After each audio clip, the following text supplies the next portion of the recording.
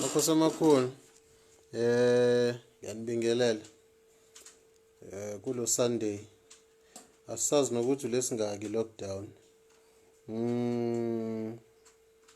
as promised ukuthi we are going to talk about Ukugeza. I'm gonna go very deep and discuss it extensively, so this video might take longer than expected, but ke okubalekile ukuthi sifundise into eyiyona. What is ukugeza? Asiqale lapho nje. Ukugeza ukuzihlambulula from izinto eziningi, and ukugeza pertains izinto eziningi. What do I mean? Uyageza from ithunzi elimnyama olicoshile, ngoba depending ukuthi ustrong kangakanani spiritually uyakwazi ukucosha ukungcola emgaqweni nje uhamba, ne? 2, uyakwazi ukuthi uthole ithunzi kumuntu othandana naye. Uyakwazi ukuthi uthole isinyama esifakwe purposely ngokuthi uthakathwe. Uyaba nethunzi lokuthi ushoneliwe, someone passed away, and therefore kudinga ukuthi ugeze. Uyaba nethunzi that comes from ukuthi ushonelwe umntwana. So maybe you had a miscarriage or you did an abortion. Abanye abantu, they go through abortions not because be careless noma befuna. Some situations force them to do so. So we are not allowed to judge people on their decisions because you are not them. So in all these instances, whether be ukushonela, whether be udoti ocoshile, whether be anything, we are dinga ukuthi ugeze. And then kugezwe idlozi. Moving away now from a singular form and we migrate into a plural form. Kugezwe idlozi. Noma sithi ithonga, ngoba idlozi is the spirit of the gift, but ithongo abantu bakini, so sigeza. And masilgeza in such a way yokuthi masigeza ithonga silgeza in such a way yokuthi lihlambululeke, kugezeke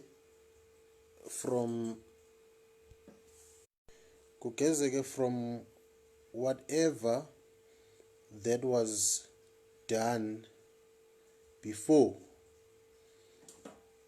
by your ancestors. Receiving khona lo fonayo or very persistent. Someone is calling and is very persistent. I'm not going to stop this video for them. So into yakhona udinga ukuthi ugeze,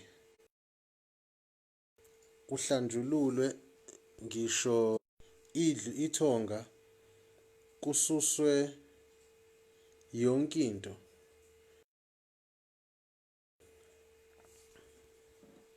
Uyangidisturba ke lo muntu, angikwazi nanokublock i-call while I'm making a video.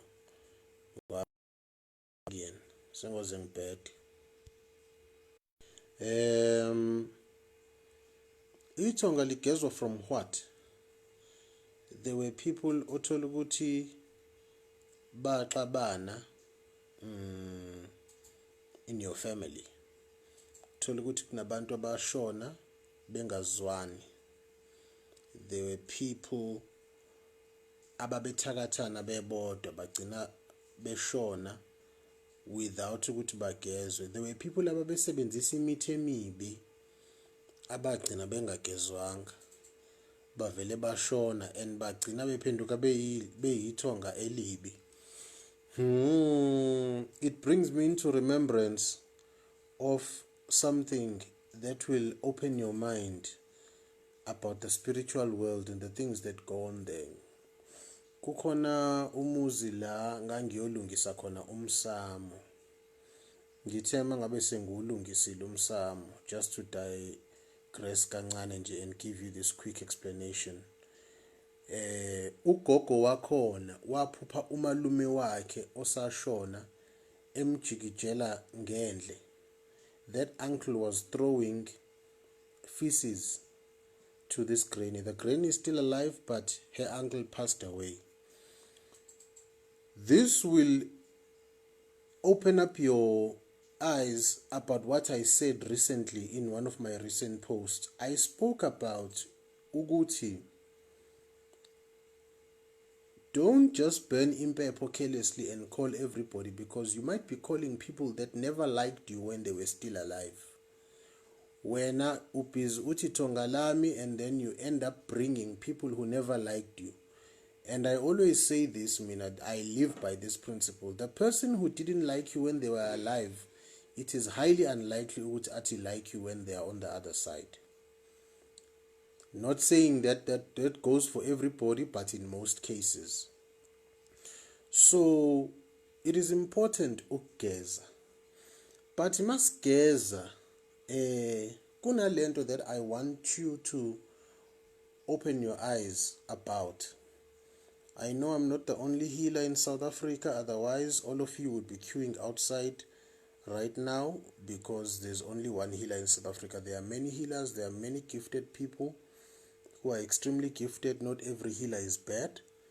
That I acknowledge and I respect. I've got friends who are healers, Nabo, who are good in their own way, and I'm good in my own way. So when it comes to ukugeza, be careful of these people who say to you, sizogeza wena.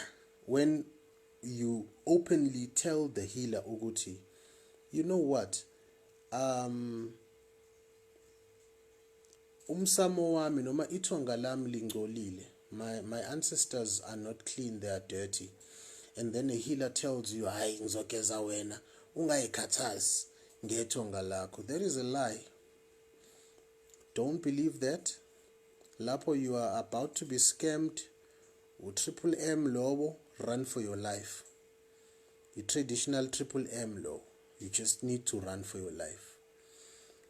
When someone uses umuti to cleanse you, they can't just only cleanse you personally without cleansing itonga lakho. Those of you of whom I have sent umuti to, you will know ukuthi.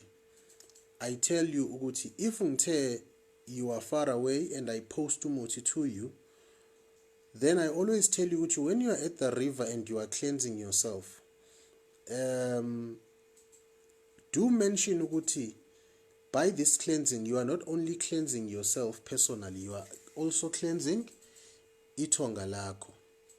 And you mention ukuthi they must also come close and be washed as you are also being washed and cleansed. I always tell people this. Many of you that I've sent imiti to can attest to this fact.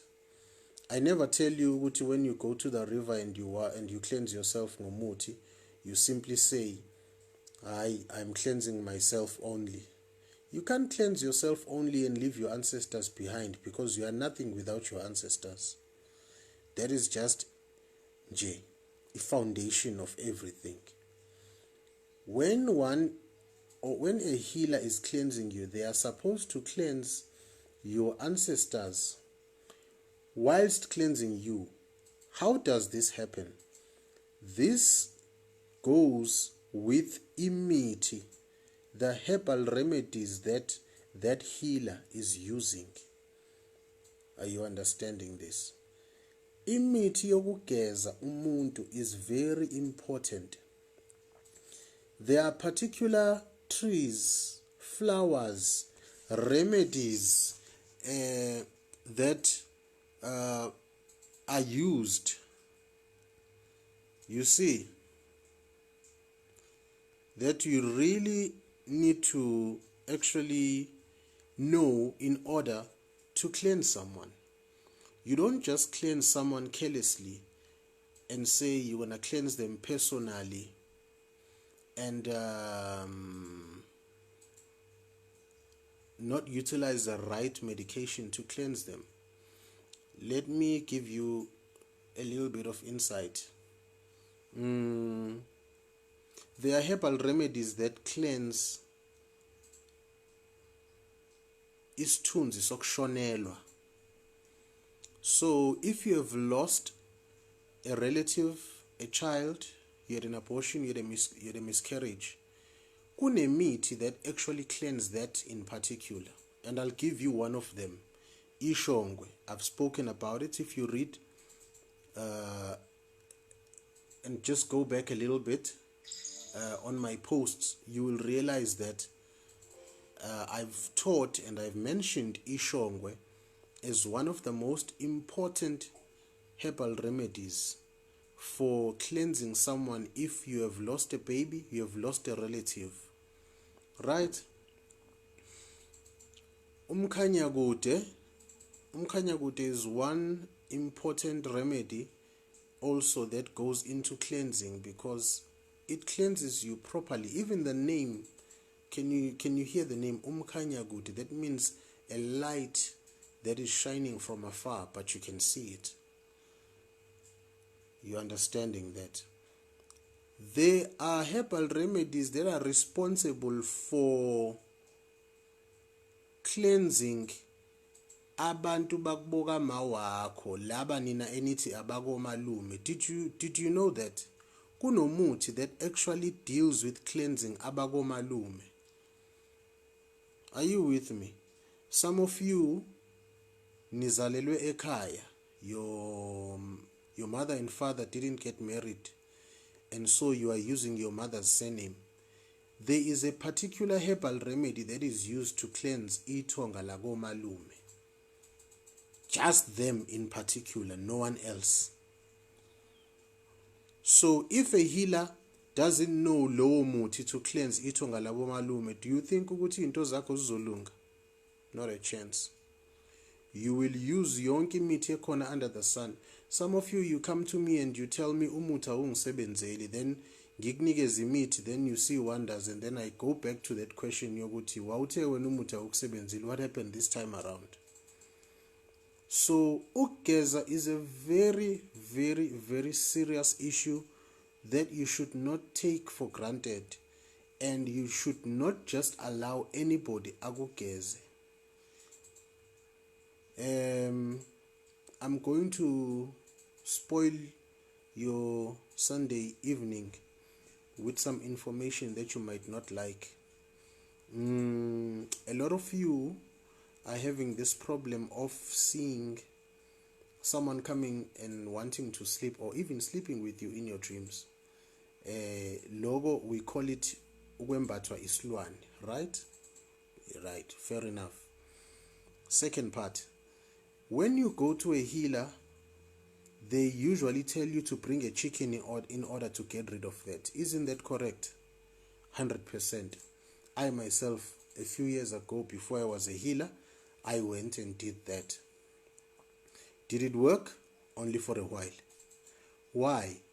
Because that chicken okuthiwa woza nayo mangabe uzolahla isilwane, lesi silwane that actually resides in you, on top of you, or wherever, when ugezwa and then ulahlwa using that chicken, it simply goes and drinks the blood of that chicken for a certain period of time. Once it has finished drinking the blood of that chicken, it comes back to you well nourished. Now after having a full chicken from Nando's, you come back feeling very strong. So lesa silwane that has been removed it comes back well nourished and even more powerful, and even sometimes they even multiply. Now uphupha ungasabona umuntu oyedwa, uphupha usubona abantu abaningi. I won't talk about ukulahla isilwane ke namhlanje. We'll discuss that some other time. Ukuthi mawulahla isilwane, you don't use a chicken. You don't use a chicken. There's no need for a chicken mawulahla isilwane. So we were talking about Ukugeza and using the correct herbal remedies for Ukugeza and understanding ukuthi ugezelani. And then kunemithi egeza ithonga. Mangithi ithonga, kunemithi egeza ithonga by reason of your ancestors, the people who have passed on to the next dimension in the world of the ancestors. I'm not going to say the dead because they are not dead. My ancestors are not dead, they are very much alive. That's why we have umsamo. Mawungenisa abantu abadala usukuthi uyabangenisa, ungenisa abantu abaphilayo. Angazi ke ngiyengizwa umuntu ethi hey amadlozi afile kanjani? What do you mean afile? When ungenisa amabhokisi mangabe ungenisa abantu abadala? I don't think so. So there was just a little bit of information that I was sharing with you. Ukuthi be careful ukuthi mawenza izinto, because I know you guys go to other healers and I don't have an issue with that. Go to other healers, but be careful. Open your eyes.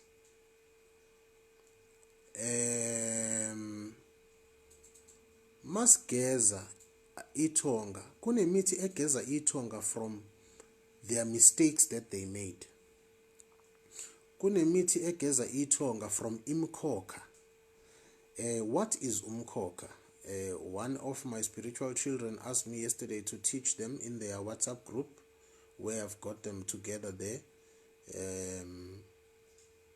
She asked about umkhokha. Umkhokha is when there is a repetitive something that keeps on happening, or an event that keeps on taking place now and again in each and every generation.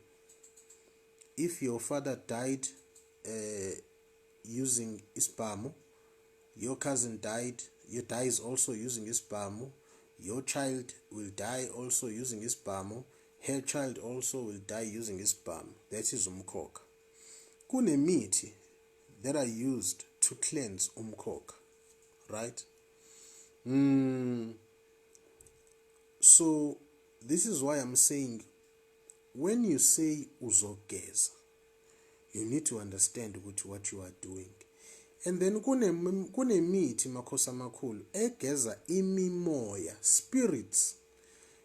All of us have got spirits, whether you like it or not. It's okay not to like it, but you've got a spirit.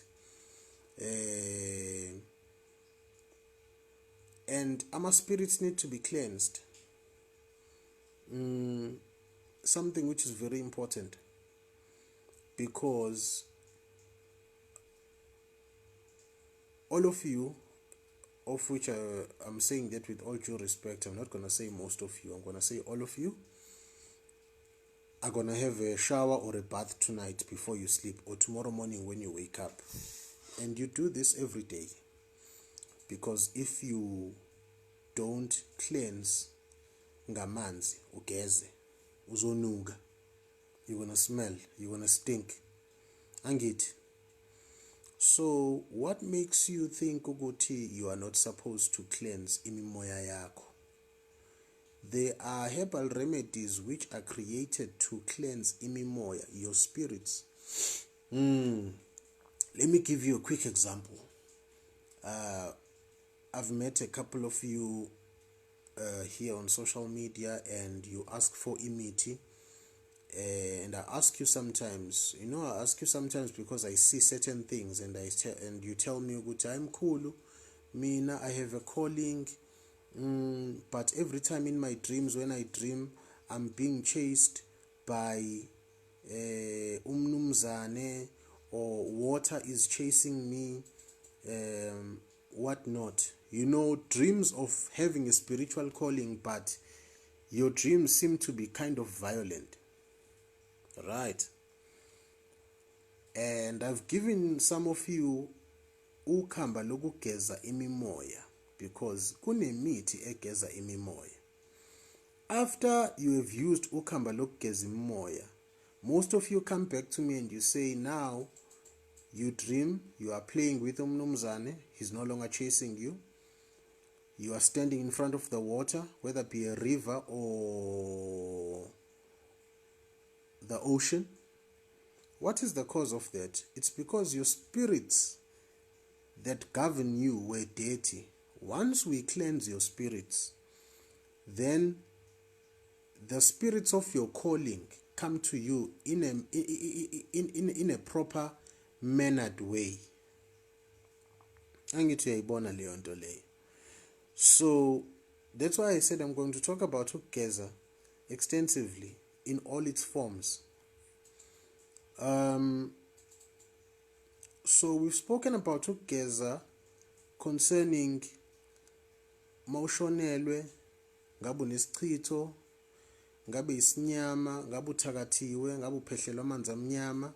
Then sakhuluma ngokugezwa kwethonga, sakhuluma ngokugezwa kwemoya.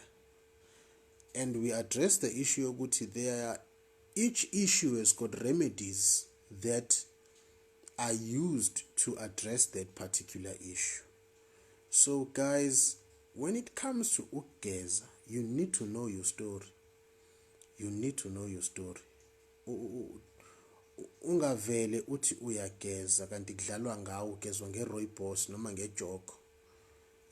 Singakhuluma nje ijoko ke yona ke at least ungaphalaza ngayo, ikhipha inyongo if you didn't know. Ijoko tea, you can take it and use it for ukuphalaza, ukhipha inyongo. But I'm just making a silly example. But when it comes to Ukugeza, guys, kunemithi egeza isinyama, kunemithi egeza isichitho, kunemithi egeza ithonga lakubomama. You understand? That means if you are someone ozalelwe ekhaya, you definitely need to have lowo muthi mangabe kugezwa into zakho, because mangabe ungafakiwe lowo muthi, ukugeza kwakho it's futile, useless. It is absolutely futile. Ngoba kunemithi ethile ekumele igeze izinto zakomalume, mase kuba nemithi ekumele igeze izinto zakuboka baba, kube nemithi egeza amathunzi, all their forms, kube nemithi egeza isilwane. Mina umuntu mezolahla isilwane, there's no chicken involved, there's nothing. Ngiyamthatha ngiyomgeza, after that ngimgcabe ngemithi that will make ukuthi isilwane masithi siyabuya sivele sibone ukuthi lo muntu usephenduke wawuRambo wanje, athi ngibaleke ngiyofuna enye indawo yokuhlala. Because this method of ukuthi abantu mabeyolahla isilwane kuthiwe uphatha inkukhu, once isilwane is done eating leyo nkukhu, it's coming back even more powerful than ever before. Something that you should be very aware of. Ngiyengizwa abantu ethi uyolahla isilwane kuthiwa ngiphatha inkukhu, then I just keep quiet. Mina I don't disturb umuntu mangabe endaweni zakhe. Ngiyazithulela, ngisuke ngazi kodwa leso silwane sizoyidlela leyo nandozi. Make saqeda ngenandozi siyabuya kuzoshuba, kushube kucace futhi.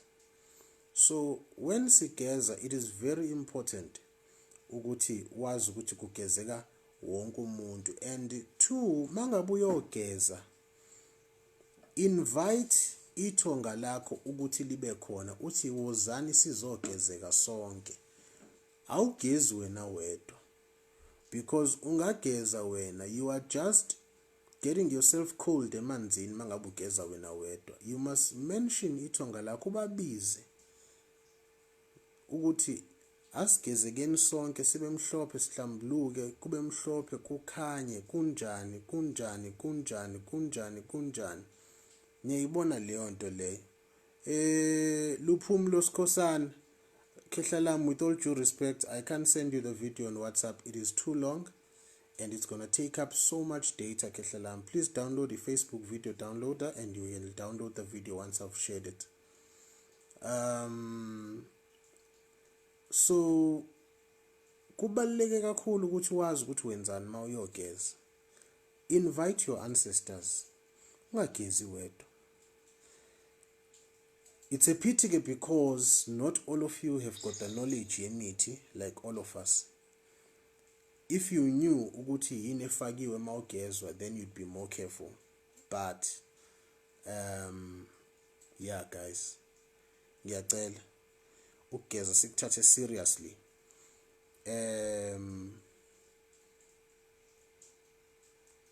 Just nje ngoba ngiyanithanda kakhulu, let me give you imithi nje embalwa that are very important ekutheni ube nayo ekhaya, which you can use for ukufutha and ukuthi ugezeke.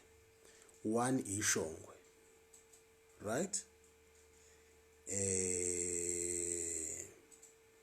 Uyayibona leyo nto leyo, ishongwe.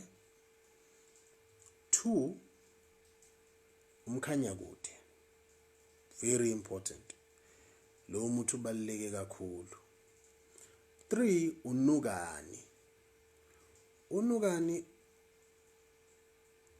unemfihlo enkulu kakhulu. It's very good ekutheni ususe izinto ezimbi. In fact, it's one of the master remedies in repelling isichitho nemithi emibi. Ngiyawubona umbuzo wakho Mpume okamankombane ukuthi mangabe kuthi ukulahla isilwane ngenkukhu mase bayagcaba. Lapho isilwane sisuke sisazobuya because fanele understand ukuthi ngalesikhathi silahlwa ngenkukhu uyasiphakela. Asikho isilwane singaphakelwa dadewethu. So uyas-empowerisha. Ngalesikhathi esilahla ngenkukhu is actually giving it more power ukuthi sithi come back in a more forceful manner to you. Ngiyathemba ukuthi uyaphenduleka. So ekugezeni kwethu sikhulume ngithe imithi okufanele nje nihlale ninayo, ishongwe, unugani. Ibalekile kakhulu leyo mithi leyo, ungayideleli. And then kunomuthi okuthiwa umgwenya. Umgwenya muhle kakhulu. Kanti mase kuba khona lesi sihlahla lesi everybody uses for ukulanda abantu abangasekho, umlahlankosi. Umlahlankosi ibalekile naso futhi ukuthi nawo ube khona elistini yakho yemithi ngoba uyalahla izinto ezibhedayo. It's very important ukuthi ube nawo. So uyabona kunemithi okufanele uhlale nje ukufuthe ngayo nje maybe for 5 days now and again, maybe every 3 months. Ngoba as isiphila, some of you go to workplaces and you meet different people, and these different people banisulela ngemoya yabo emibi. Abanye benu you get into different relationships, and nithola imoya emibi from the people that you've slept with. Mbali enhle kampongo, we are talking about ukugeza. You can watch the full video once I'm finished. It's a live video. So very important, guys. Ukugeza is an extremely serious issue that you must not take for granted. I hope ukuthi kuningi enikufundile nenik understandine.